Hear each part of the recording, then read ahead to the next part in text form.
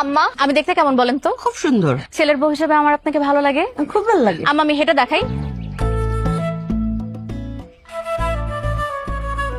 আমার হাঁটা ঠিক আছে? খুব সুন্দর। আমার চুল দেখেন, আমার চুলগুলো কিন্তু বড় আছে। ও খুব সুন্দর। এবার আম্মা আসি রান্না বান্নায়। রান্না বান্নার ব্যাপারে কিন্তু আম্মা আমি 1 নাম্বার। আমি বাড়িতে যখনই ভালো মন্দ কিছু রান্না বান্না করছি, আপনাদের বাড়িতে কিন্তু তরকারি আসছে। তখন খাইছেন কিন্তু বুঝেন নাই, এখন তো বুঝছেন কেন আপনার বাড়িতে রান্না বান্না আসছে। তাহলে আম্মা বুঝে গেছেন আমার হাতে রান্না বান্না কেমন। আমি আপনাকে কথা দিতেছি আম্মা, এই বাড়িতে যদি আমি ছেলের বউ হয়ে আসি, আপনি একদম পার উপরে পা তুলে হুকুম করবেন, আমি আপনার সব হুকুম মেনে নিব।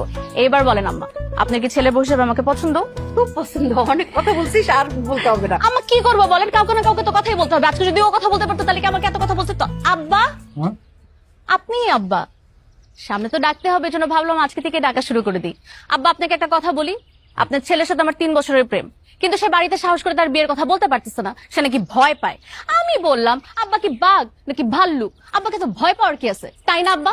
আমি কতবার বললাম আব্বাকে একটু সুন্দর করে বললেই আব্বা রাজি হয়ে যাবে। এজন্য আব্বা আমি আপনাকে বলছি, আব্বা আপনার হাতে আমার জীবন মরণ নির্ভর করতেছে। এখন আপনি আমাকে বলেন, আপনি কি ছেলের বউ হিসাবে আমাকে মেনে নিবেন নাকি নিবেন? হ্যাঁ মেনে নেবো।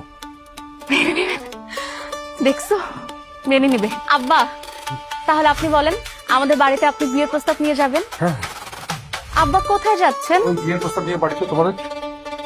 এখনই যাবেন আব্বা? হ্যাঁ, এখন যাই। আব্বা একটু দাঁড়ান, সালাম করে নিই। হ্যাঁ, নিয়ে আসো। আব্বা হাত দিবেন না মাথায়? আব্বা হাত উঠাবেন না? আব্বা হাত নামান। ও হ্যাঁ হ্যাঁ। আমাকে একটু সালাম করি। না না না, আমাকে সালাম করতে হবে না। আমি এমনিতেই খুশি। অনেক